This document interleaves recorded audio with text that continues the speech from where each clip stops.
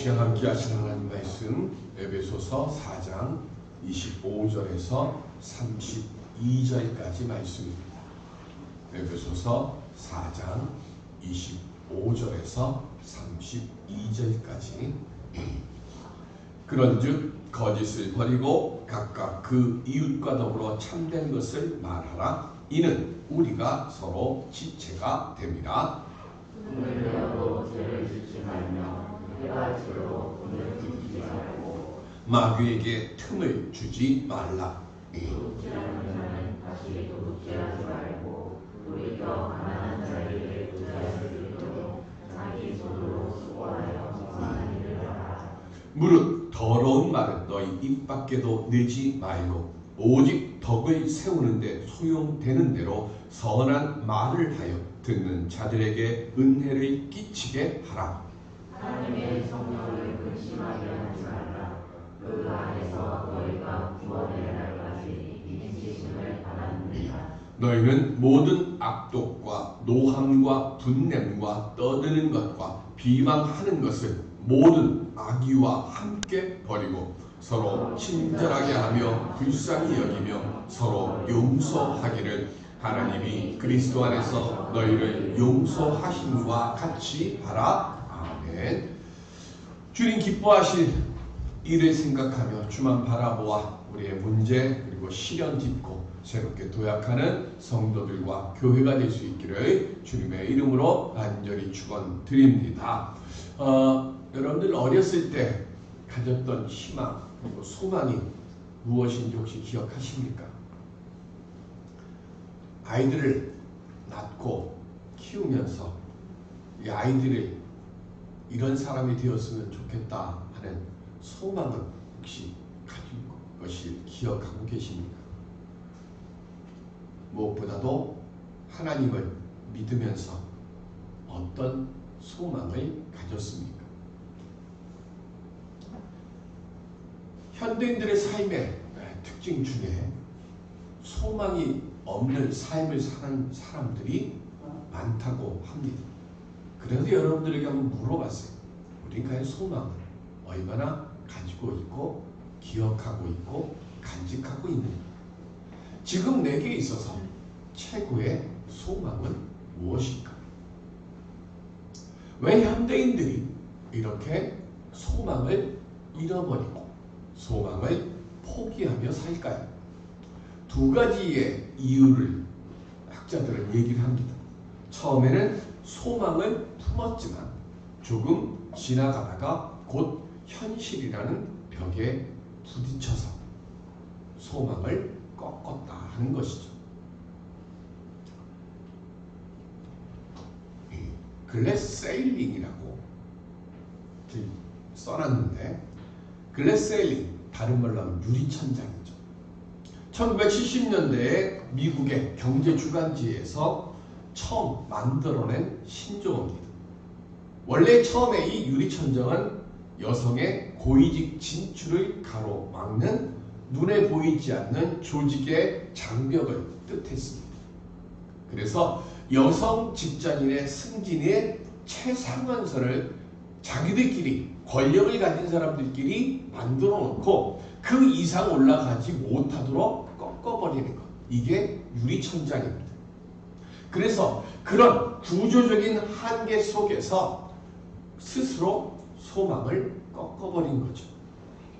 그런데 최근에는 여성뿐만이 아니라 소수민족, 즉 유색인종에게도 이 유리천장이 있고요. 이건 미국 얘기뿐만이 아니라 오늘날 우리가 살고 있는 전 세계의 거의 모든 지역에 다 유리천장이 존재합니다. 혈연, 학벌, 부의 권력 등 있는 모든 곳에는 이것이 존재하죠. 생각만 해도 화가 나는 정순신 사태도 똑같은 경우죠. 자기들이 만들어 놓은 그 체계 속에서는 무엇을 해도 다 용납을 하고 그리고 누군가가 그 체계로 들어오려고 하면 그거를 받아들이지 않고 조종하는 세계 속에서 살다 보니까 스스로 소망을 끊어버립니다. 두 번째는 소망을 가지고는 있는데 헛된 소망 속에서 살아가는 겁니다. 왜곡된 소원과 그리고 헛된 욕망 속에서 살아가다 보니까 욕심 때문에 승진도 했고 그리고 자존심 때문에 무언가를 이루기는 했는데 막상 그걸 이루고 나니까 모든 것들이 다 허망하게 여겨지는 겁니다. 요즘 유아인 사태라고 얘기를 하죠. 그런 연예인들의 뉴스 소식들을 보면 도박, 마약, 우울증에 대한 뉴스들이 많이 나옵니다. 갈채와 환호는 받았는데 다 손가락 사이로 빠져나가는 모래와 같이 허망해지고 그러다 보니까 그 허망함을 채우려고 하다 보니까 중독 증세를 일으키는 겁니다. 그러면 우리는 하나님을 믿는 우리들은 어떤 소망을 가져야 할까요? 마가복음 5장 28절 시작. 이는 내가 그의 옷에만 손을 대어도 구원을 받으리라 생각함이더라. 아멘. 12해 동안 혈루증을 앓았던 여인입니다. 병의 증세처럼 그치지 않고 피가 흘러나오는 것처럼 자신이 가지고 있던 모든 것들을 다 흘려버렸어요. 그래서 이제는 몸도 다 비었고요. 마음도 다 비었고 그리고 가지고 있는 세상의 물질이나 관계도 다 비워버렸어요. 아무것도 남지 않았어요. 아무것도 남지 않은 그 허망한 자리에 이 여인에게 한 가지 소식이 들려옵니다. 바로 예수 그리스도에 대한 소망이죠. 그리고 그 마지막의 자리에서 예수님만 바라보고 그리고 예수님의 옷깃만 만져도 내가 구원함을 얻을 것이라고 하는 그 간절한 소망 하나만 안고 그 많은 사람들이 둘러싸여서 오직 자신이 소망했던 예수 그리스도의 옷깃만 만져도 하는 그 마음으로 예수 그리스도의 옷깃을 만졌고 그 순간 모든 것이 다 빠져나가 그래서 텅 비어버린 그 여인이 순식간에 예수 그리스도의 능력으로 충만하여졌고 그리고 그 육신의 질병 12해 동안 고치려고 해도 고쳐지지 않았던 그 병의 한순간에 회복됨을 얻습니다. 그리고 그 병의 근원이 말라버렸습니다. 오늘 우리는 창립 31년을 맞는 창립 기념주의로 예배를 드립니다. 어쩌면 12해 동안 혈루증을 앓았던 여인처럼 우리는 마음이 비어있는 모습일 수도 있습니다. 그래서 우리는 더욱더 12해 동안 혈루병을 앓았던 그 여인의 마음으로 오직 예수만 채워지는 성도가 되고 오직 예수만 바라보는 예배를 드릴 수 있는 우리들이 되어져야 할 줄로 믿습니다. 우리가 그렇게 예수만 바라보고 예수만 채우려고 하는 믿음과 마음으로 주님 앞에 서고자 할 때 그때 우리의 모든 것들이 한순간에 회복되는 역사로 응답되어질 줄로 믿습니다. 그 은혜의 바라보는 믿음으로서는 우리 모두가 될 수 있기를 주님의 이름으로 간절히 기원 드립니다. 그럼 어떻게 하면 채워지는 은혜를 예수만 바라보는 믿음을 온전히 지켜갈 수 있을까요? 바울은 교회가 하나 되기 위해 먼저 구습을 벗어버리고 세상을 살아가면서 성도로서 이웃과 하나 되기 위해야 한다고 이야기하며 그러기 위해서 우리가 가장 먼저 무엇을 해야 할까? 그거를 30절에 성령을 근심케 하는 일을 하지 않아야 한다고 말씀합니다. 다른 말로 이야기를 하면 성령이 기뻐하시는 일을 해야 한다는 거예요. 그러면서 25절부터 성령을 근심케 하는 일 그리고 반대로 성령을 기쁘게 하실 일에 대해서 말씀합니다. 그 첫 번째가 거짓을 버리라 하는 거예요. 반대말로 이야기하면 우리가 거짓 안에 있으면 성령을 근식케 하는 것이고 거짓을 버리면 성령을 기쁘게 하는 거죠. 거짓은 헬라어로 푸슈도스인데 이 말의 뜻은 뭐냐면 우리 애들 얘기하면 그러죠. 알죠? 척 들어도 지금 저 거짓말하는 거예요. 그러니까 누구라도 처음에 말 딱 들었을 때 이거 거짓말이네. 이거는 지금 성경에서 얘기하는 거짓이 아니에요. 푸슈도스라고 하는 이 말의 뜻은요. 이런 허무맹랑한 말이 아니라 어디까지가 가짜고 어디까지가 진짜인지를 알아듣지 못하는 거예요. 구분이 안 돼요. 그러니까 없는 것을 진짜로 경험한 것처럼 가지지 않았던 것을 진짜로 가지고 있는 것처럼 그렇게 말하는 그것을 푸슈도스라고 합니다. 그래서 판단을 어렵게 하는 교묘한 말을 잘하는 사람들, 그런 사람들을 지금 거짓말을 하는 사람들이라고 해요. 그러면서 잠언서 19장 9절에 보면 시작. 거짓 증인은 벌을 면하지 못할 것이요 거짓말을 뱉는 자는 망할 것이니라. 아멘.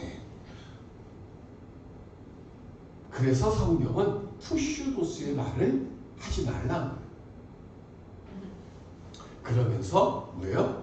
성도는 지금 당장은 손해를 보는 것 같더라도 항상 정직함의 모습으로 살아가야 한다는 겁니다. 그래서 바울은 말해요. 거짓을 뭐 하라고요? 버려라 그랬어요. 여기 버리고라고 하는 이 말은 헬라어로 아포데메노인데 이 말의 뜻은 아포라고 하는 무엇으로부터 멀리 떨어진 이라고 하는 아포와 두다 버리다라고 하는 티템이라고 하는 두 말이 합성된 말이에요. 그래서 거짓된 것을 멀리 떨어진 곳에 버리는 것이에요. 다른 말로 얘기하면 오물을 뒤집어 썼어요. 그럼 멀리 떨어져도 냄새가 나잖아요. 그럼 그거 어떻게 해요? 해가지고 냄새가 내게까지 오지 않도록 땅에다 묻든지 뭘 하든지 해서 내게서 막 가급적이면 멀리 떨어뜨리잖아요.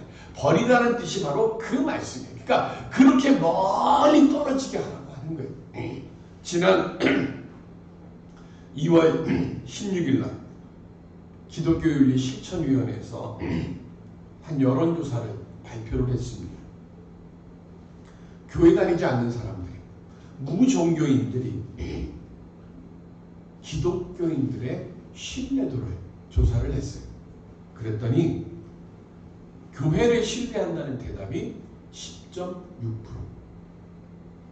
그리고 교회 다니는 사람들을 신뢰한다는 말이 9%가 나왔습니다. 심각하다고. 이제는 너무 심각하다고. 근데 어떻게 어디서부터 이 추락한 신뢰도를 회복해야 할지 모르겠다라고 하는 이야기들이 기윤실에서 발표가 됩니다. 저는 기윤실 발표를 보면서 그 옛날 도산 안창호 선생님이 한 말씀이 생각났어요. 거짓이 많은 국민으로 망하지 않은 국민이 어디 있습니까? 거짓이 많은 나라에 부흥한 국민이 어디에 있는가? 그러므로 농담으로도 거짓을 말하지 마라. 꿈에라도 성실을 잃어버렸다면 반드시 통회하라. 도산 안창호 선생님이 기독교 예수를 믿고 난 뒤에 제일 먼저 깨달은 것이 뭐냐면 조선이 왜 망했을까? 그리고 이 망한 조선을 어떻게 다시 우리가 나라를 되찾을 수 있을까? 그거 예수 안에 있다고, 교회 다녀야 된다고 도산 안창호 선생은 거기에서 답을 찾았어요. 그러면서 도산 안창호 선생은 진실된 기독교 정신만이 이 나라를 온전히 세운다.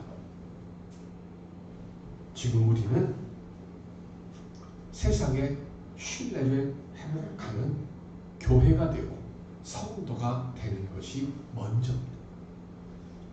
천천히 움직이지만, 그러나 그 그 신뢰를 회복할 때 그때 우리는 우리 교회의 부흥뿐만이 아니라 대한민국에서 다시금 기독교가 새 힘을 얻고 나라를 살리는 그 자리를 차지하게 될 줄로 믿습니다. 바울은 두 번째로 분을 품지 말라고 했습니다. 26절에 우리 26절 함께 볼까요? 분을 내어도 죄를 짓지 말며 해가 지도록 분을 품지 말고 그랬어요. 분이라고 하는 건요, 그냥 내가 화가 나서 나는 분이 있고, 오늘 바울 선생님이 지금 성경에 쓰고 있는 분은요, 누군가가 의롭지 못한 일을 했어요. 그래서 의롭지 못한 일을 보고 화가 난 거예요. 분이 난 거예요. 지금 아무리 의로운 좋은 뜻의 분을 품어도 그것도 잘못됐다고 하는 거예요. 언제까지 가면. 분이라고 하는 말을 이라는 거기 한문 써있지. 성의 분자예요. 그 다음 붙여놨구나. 여기 밑에 보면 성의 분이 마음심, 칼도, 사람이 이 세 개의 합성어예요. 그러니까 성내는 분이라고 하는 이 말을 한글 우리말로 품게 되면 어떻게 되는가 하면 사람이 마음속에 칼을 품고 있다가 어느 순간에 그걸 참지 못하고 드러내는 거예요. 그러니까 어제 뉴스를 보고 깜짝 놀란 뉴스가 하나 있었죠. 30대 여자가 가방 속에서 칼 꺼내갖고 이렇게 휘둘렀다고. 그래 나중에 오늘 아침에 뉴스에 나오는 거 보니까 자기 보고 아줌마라고 했다고 화가 나서 그랬대요. 아줌마라고 했다고 해서 화가 나서 화를 낼 수는 있잖아요. 근데 제가 놀란 건 가방 속에다가 칼을 들고 다녔다는 게 그게 놀라운 거죠. 그게 왜 그게 분인 거죠. 마음에 칼이 지금 내 마음을 이렇게 자르고 있어요. 그러면 그걸 품고 있으면 내가 아프죠. 그리고 그걸 드러내게 되면 어떻게 돼요? 다른 사람이 다쳐요. 그래서 바울은 말해요. 해가 지도록 그랬어요. 해가 지도록이라고 하는 이 말은요. 그날 저녁 때까지 끌고 가지 마라 이 뜻이 아니에요. 유대인들에게 있어서 해가 진다는 얘기는 유대인들은 하루의 시작이 언제? 해가 뜰 때가 아니라 해가 질 때부터예요. 그러니까 해가 지도록 분을 품지 말라는 얘기는 그 다음 날까지 분을 품고 가지 말라는 얘기예요. 그러니까 오늘 내가 분낼 일이 있으면 오늘 그거를 어떻게든 간에 뭐 하라고요? 해결하라는 거예요. 마음속에 칼이 품고 내 마음을 칼로 난도질해가지고 내 스스로에게 상처를 만들고 내 스스로가 아프고 괴롭게 하지 말고 그거를 갖게 되어지면 내가 어떻게 되는 거예요? 속에서 분이 일어나면 바울이 해가 지도록 품지 말라는 이유는 하나의 27절에 마귀에게 틈을 주지 말라. 내가 분을 품게 되면 마귀는 그 틈을 노려서 그 속에 탁 들어와요. 그래서 마귀가 내 마음속에 들어오는 그 순간 분열이 일어나고 성도들을 이간하고 서로 비방하게 돼서 결국엔 교회 공동체가 깨지고 이웃들에게는 덕을 끼치지 못하게 되는 거예요. 그래서 바울은 분을 품지 말라는 거예요. 화를 낼 수는 있어요. 그러나 품지는 말아요. 품고 가지 말라는 거예요. 세 번째 28절에 도적질하지 말라 그랬습니다. 근데 바울이 말씀하는 건 이 도적질하지 말라는 이 뜻이 아니에요. 이거는 우리가 알고 있는 십계명 8번째 계명의 말씀이에요. 근데 바울은 우리 28절 함께 볼까요? 시작. 도둑질하는 자는 다시 도둑질하지 말고 돌이켜 가난한 자에게 구제할 수 있도록 자기 손으로 수고하여 선한 일을 하라. 도둑질하지 않는 게 중요한 게 아니에요. 뭐가 중요하다고요? 수고해서 선한 일을 하는 거예요. 여기서 말하는 수고하다라고 하는 이 말은 헬라어로 코피아토인데 이 말의 뜻이 뭐냐면 내가 육체가 너무나 피곤해갖고 그냥 잠시도 그냥 서지 못하고 쓰러질 정도로 그렇게 열심히 일해서 열심히 노력해서 얻은 것으로 뭘 하라는 거예요? 선한 일을 하라는 겁니다. 데살로니가후서 3장 10절에 보면 시작. 우리가 너희와 함께 있을 때에도 너희에게 명하기를 누구든지 일하기 싫어하거든 먹지도 말게 하라 하였더니 아멘. 데살로니가서를 바울이 쓴 이유가 뭡니까? 재림이 곧 온다고. 그래서 사람들이 교회 안에 들어와서 세상에 나가서 뭐 일을 안 해. 돈 좀 벌어와야 되지 않겠습니까? 우리 먹을 걸 하려고. 그러면 말하는 게 뭐냐면 예수님이 그 재림하시는데 나가서 애쓰고 수고할 게 뭐 있습니까? 여기서 기도만 하고 있으면 되지. 그래서 바울이 말씀하시는 거예요. 수고하지 않는 자, 땀 흘리지 않는 자, 먹지도 마시지도 마.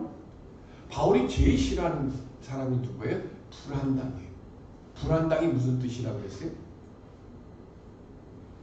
아니 부자에 한자가 뭐예요? 땀 한자예요. 그러니까 땀 흘리지 않고 무언가 이득을 얻으려고 하는 사람. 그게 불안당이에요. 바울이 말씀하는 거예요. 불안당 되지 말라고. 그러면서 뭐라고 얘기를 해요?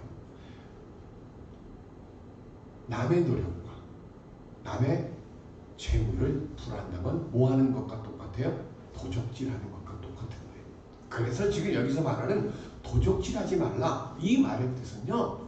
남이 해로운 것만 가지고 무언가를 얻으려고 하지 말고 내가 애쓰고 내가 수고하고 내가 노력하고 그런 것을 통해서 뭐 하라고요?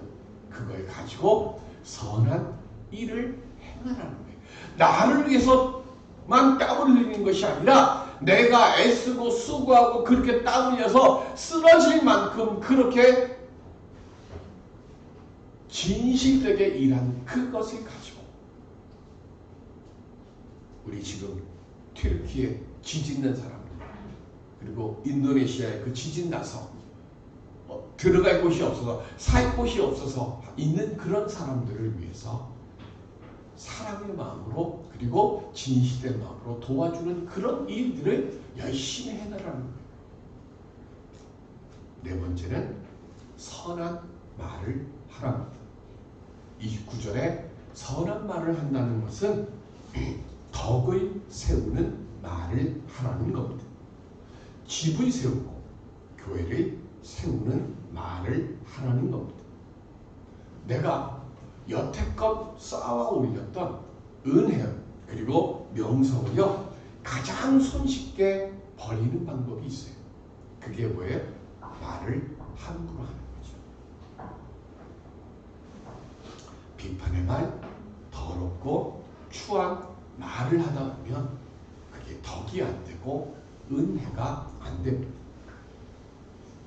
교회 안에서는 지난 한 주간 동안 어떤 은혜를 받았나?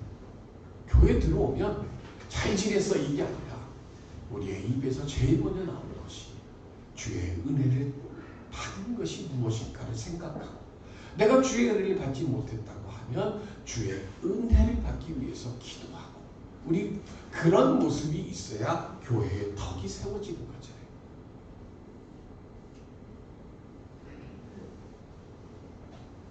바울이 왜 이런 것들을 오늘 에베소서를 쓰면서 에베소 교인들에게 권면을 했을까요?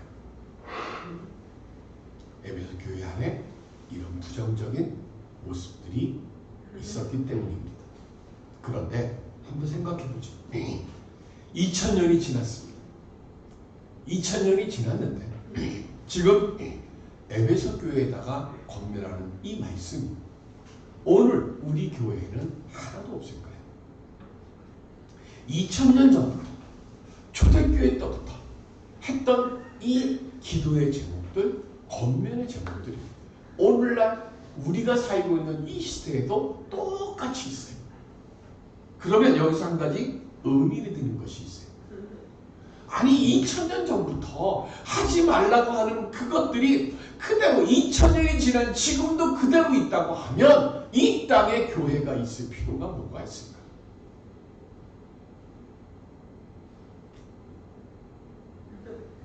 그런데 저는 분명히 얘기합니다. 그렇기 때문에 교회가 있어야 합니다. 세상에서 이런 사람들을 품고 그리고 세상에서 이런 사람들에게 소망을 줄 수 있는 곳은 교회가 되어야 하기 때문에 그렇습니다.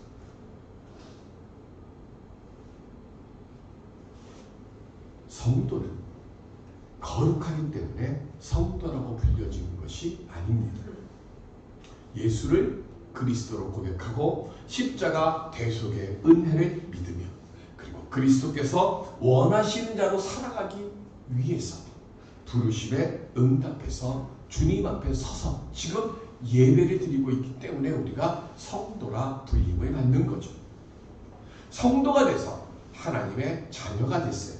그러나 우리는 아직 하나님의 자녀다운 변화는 이루지 못했습니다. 예수 그리스도께서 이 세상에 교회를 세우신 뒤에 주님이 다시 오실 때까지 우리는 여전히 우리 지구로 가려고 하면 방학 사거리를 지나서 동부간선도로 들어가는 길로 가요. 지나갈 때마다 제가 맨날 하는 얘기가 있어요. 여기는 어떻게 5년이 지나도 아직까지 공사 중이야. 지하 터널 뚫는다고 공사하고 지하 터널 뚫었더니 또 뭐 한다고 또 공사. 맨날 공사해서 맨날 차 막혀요. 우리도 하나님 나라 갈 때까지 하나님이 우리 앞에다 써놨어요. 뭐예요? 성화 공사 중에 하나님 나라에 들어가기에 합당한 사람이 되도록 계속해서 우리는 뭐 해야 돼요? 공사해야 돼요. 계속 공사 중인 우리가 그럼 해야 할 것이 무엇입니까? 우리 모두 너무나 잘 알고 있는 말씀으로 오늘 말씀을 마무리하려고 합니다. 에이브러햄 링컨 얘기입니다. 너무 잘 알죠? 초등학교를 9개월밖에 못 다녔어요. 그리고 난 뒤에 이 링컨이 제일 먼저 한 것이 장사입니다. 오파상 같은 거예요. 그런데 그 오파상을 열고 링컨이라고 하는 사람 생각해보면 슬렁슬렁하지 않았을 거예요. 누구보다 열심히 했을 거예요. 그런데 누구보다 열심히 살았는데 17년 동안 갚아야 할 만큼 큰 빚만 남긴 채 이 오파상이 파산됩니다. 그리고 우여곡절 끝에 정치하겠다고 24살 때부터 이때부터 줄줄이 떨어지죠. 주의회에 출마해서 낙선을 합니다. 30살에는 그 의회는 당선이 됐나 봐요. 그러니까 30살에는 의회 의장 선거에 나갔다가 또 떨어져요. 그리고는 36살에는 하원의원 하겠다고 공천했다가 떨어지고 47살에는 상원의원 출마했다가 떨어지고 50살에는 부통령 출마했다가 떨어졌습니다. 그리고 48살에 부통령 그리고 50살에 다시 상원의원 나갔다가 또 떨어져요. 이렇게 계속된 실패와 그리고 낙선의 역경을 겪으면서 링컨은 도전하고 또 도전합니다. 좌절하지 않았고 포기하지 않았습니다. 왜냐하면 저는 링컨의 이 고백 너무 좋아요. 나는 성공을 구한 것이 아니다. 나는 당선되기 위해서 그걸 목표로 나는 출마한 것이 아니라는 거예요.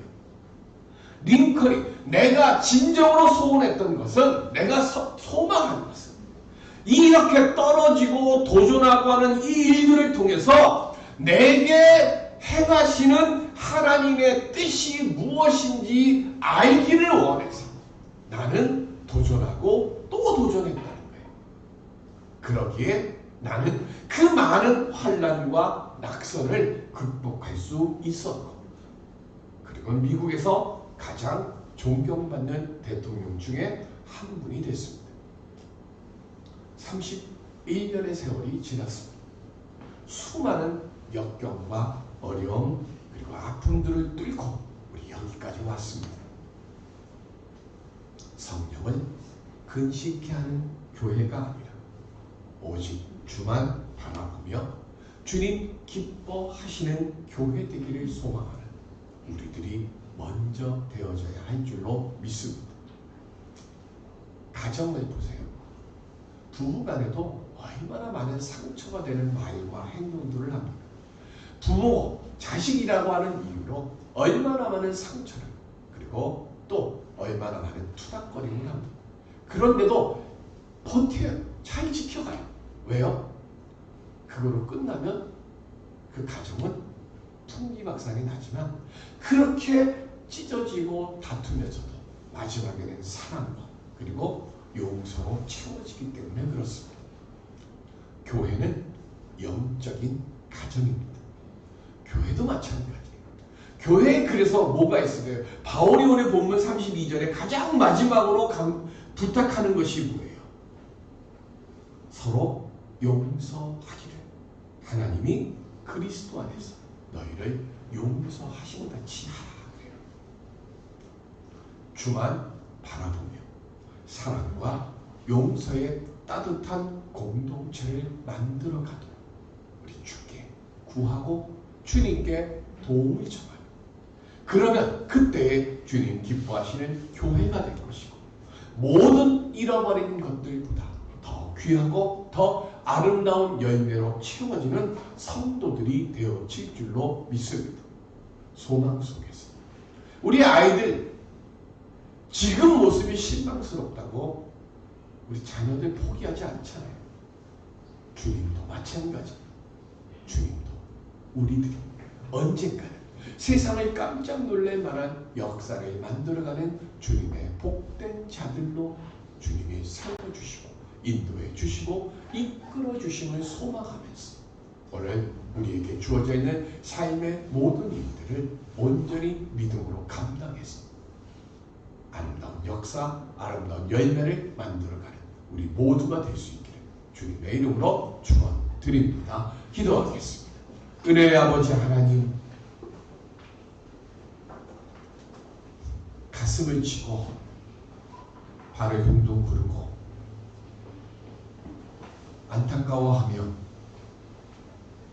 지난 31년의 시간들을 돌이켜봅니다. 주님,